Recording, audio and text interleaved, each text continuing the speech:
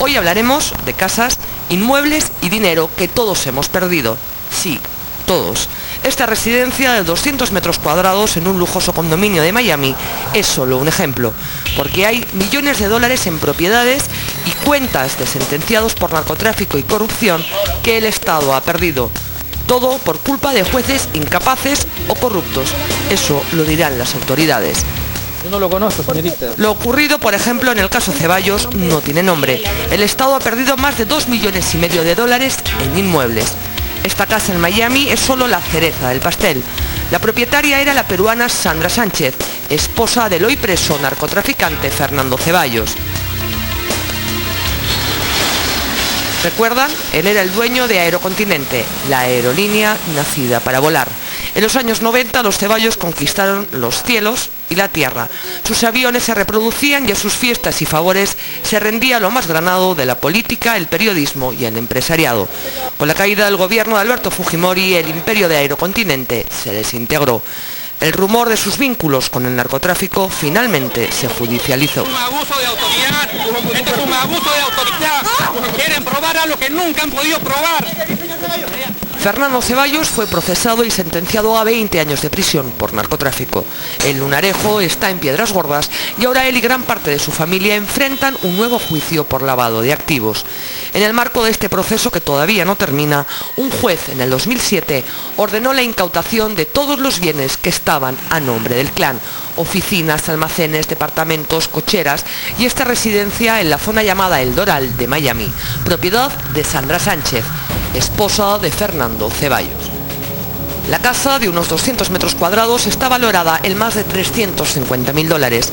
Tiene 2 plantas, 3 habitaciones, 2 baños, una cocina, varias salas y un campo de golf a su disposición. El juez ordenó su incautación y debió inscribir esta medida en registros públicos en Estados Unidos para que Sandra Sánchez de Ceballos no la pudiera vender mientras el proceso siga abierto.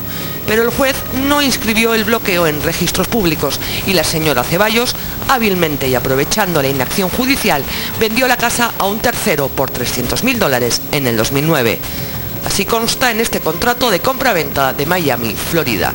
Es importante saber que un bien incautado está, digamos, inmovilizado hasta que termine el proceso judicial. Si finalmente el procesado es declarado culpable y se demuestra que el bien fue comprado con dinero proveniente del delito, el juez ordena su decomiso. Es decir, la propiedad pasa a ser del Estado. Esta casa de Miami ya se perdió. Si la esposa del lunarejo es declarada culpable de lavar activos, con esta venta ya salvó al menos una de sus propiedades. Es otra raya más al tigre dentro de la acumulación de situaciones de omisión que han permitido de que inmuebles que se encuentren incautados, que todavía no es propiedad del Estado, se estén perdiendo de esa naturaleza.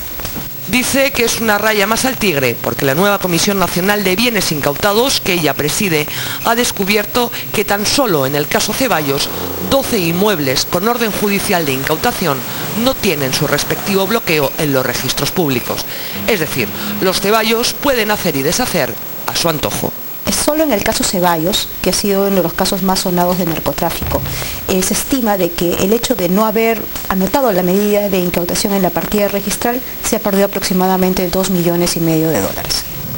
Estos almacenes en Ventanilla eran propiedad de la madre de Fernando y Lupe Ceballos. Sobre ellos pesaba la orden judicial de incautación desde el 2007, pero esta medida tampoco fue inscrita en registros públicos. El resultado es que la matriarca de los Ceballos los vendió en junio del año pasado a una empresa offshore en Panamá. Los vendió por 180.000 dólares, cuando su valor real supera el 1,5 millones. Como ya hay un tercero que supuestamente ha comprado de buena fe, es muy difícil que el Estado pueda recuperar estos inmuebles. Unos bienes ya han sido vendidos por los Ceballos y otros van a servir para pagar sus deudas. Se puede dar la paradoja que el Estado, sin querer queriendo, termine blanqueando dinero que presuntamente viene del narcotráfico. La Procuraduría de Asuntos Jurídicos del Ministerio del Interior podría perder parte de estas oficinas, pero es que en el colmo de los colmos, en el piso 16 de este mismo edificio, funciona la Escuela Antidrogas de la Policía Nacional y están en la misma situación. La cosa es tan surrealista que, por ejemplo, este procurador, cuya oficina funciona en este local incautado a Aerocontinente, podría ser desalojado en cualquier momento. A la policía, al igual que a la Procuraduría, la OFECOT, la antigua agencia que administraba los bienes incautados, les adjudicó estas oficinas mientras durara el proceso de lavado de activos contra los Ceballos. La OFECOT tampoco se había enterado de que estas oficinas no habían sido bloqueadas en registros públicos y ahora podrían servir para que los Ceballos paguen sus deudas con la SUNAT, con bancos, con municipalidades y extrabajadores de su empresa. En esta misma situación están 10 inmuebles de la familia. ¿De quién es la responsabilidad de inscribir los bienes incautados en registros públicos? Una vez que emite el juez su disposición de incautación, se entiende de que es el propio órgano jurisdiccional que tiene que justamente velar porque este acto se inscriba, en conjunto o con el apoyo de los procuradores públicos, que son los abogados del Estado. Es una manera de cautelar también los intereses del Estado que están en juego en este tipo de procesos. Y también las antiguas oficinas que cautelaban estos bienes, por ejemplo el FECOT. Claro, también. Ahora, por ejemplo, con ha sido una coladera. Ha sido una coladera tremenda. Los jueces que han visto el caso Ceballos son Omar A. Mohamed Chávez, de 52 Juzgado Penal de Lima, Salvador Neira, del 3er Juzgado Supranacional, y María Isabel Valdivia, del 1er Juzgado Penal de Mainas, en Iquitos. El Poder Judicial ya anunció que abrirá una investigación, pero quien también pudo y debió evitar que esto ocurriera es la procuradora en casos de narcotráfico, Sonia Medina, quien por más de 10 años ha batallado incansablemente en el caso Ceballos. El juez no lo hizo, pero ustedes no pueden haber insistido. Lo hacemos, lo insistimos. Tenemos, si ustedes revisan un proceso, ahí están nuestros escritos, ¿no? Y como que también están las decisiones judiciales. Si esto ha pasado en el caso Ceballos, que es el caso emblemático, ¿qué no pasará con narcotraficantes más pequeños, de medio pelo? ¿No hay nadie inscrito ahí? Aunque usted no lo crea, es al revés. ¿Por qué? Interprete usted lo que estoy diciendo.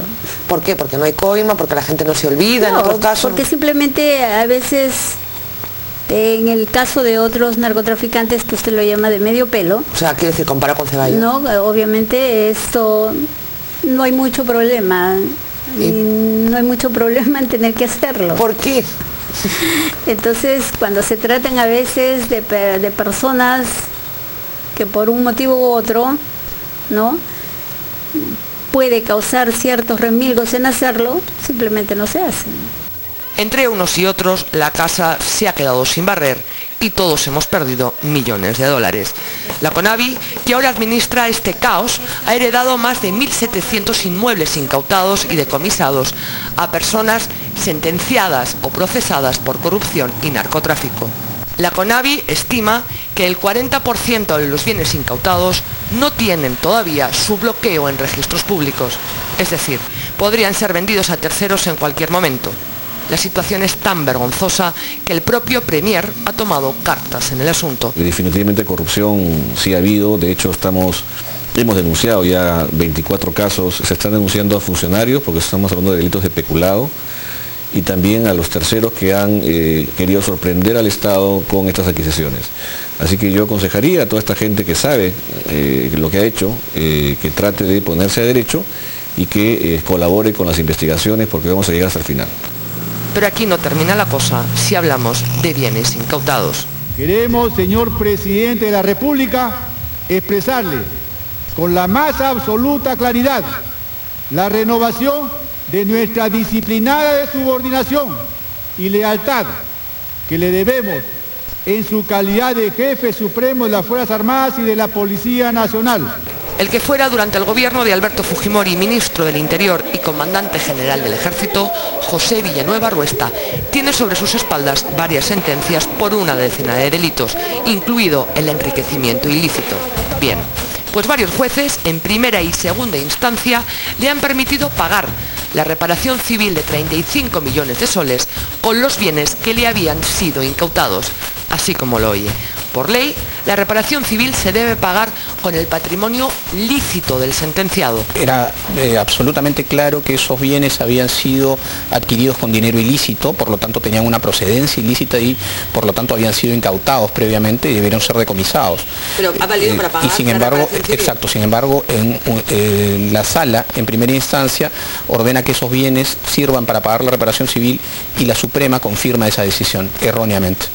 No tiene ningún sentido pretender que una indemnización sea pagada con el producto de un delito. Es absurdo. Los tribunales no lo pueden sostener. Hay un fallo que lo está haciendo y entonces hay que organizar una estrategia legal que permita que un segundo fallo, en este caso o en otro, lo contradiga.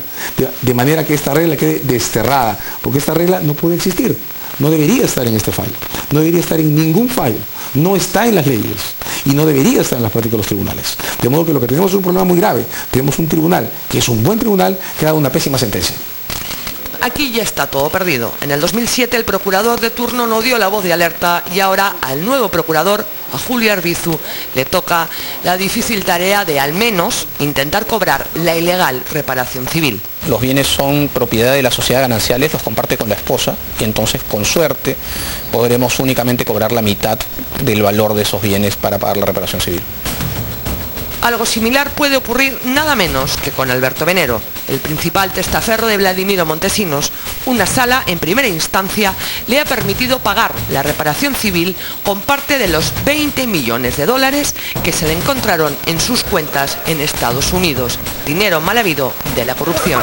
La Procuraduría ya ha apelado y es que la situación es tan amargamente irónica que el Estado quizás le tenga que devolver dinero a Alberto Venero por los intereses. ¿Por qué el ladrón de cuello corbata, el delincuente de cuello corbata sigue teniendo privilegios? Es que no debe ser así y estamos comprometidos en que esto no sea así, Anuska. Nosotros vamos a, yo lo he planteado, creo que he sido el único político, porque no escuchaba a ningún otro, cuando me he referido en la interpelación a la necesidad de una reforma de la justicia en el Perú.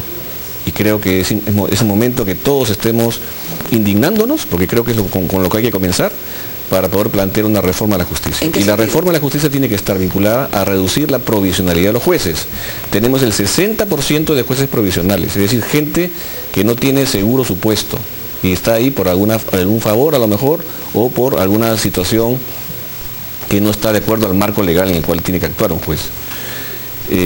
Tenemos un problema además en los procesos de selección y ratificación de jueces. Si un bien es incautado y finalmente decomisado al narcotráfico y a la corrupción, la CONAVI lo vende en subasta pública y este dinero sirve para financiar la lucha contra el crimen organizado. Parece que en vez de luchar contra los delincuentes de cuello y corbata por años, se les hizo más bien grandes favores.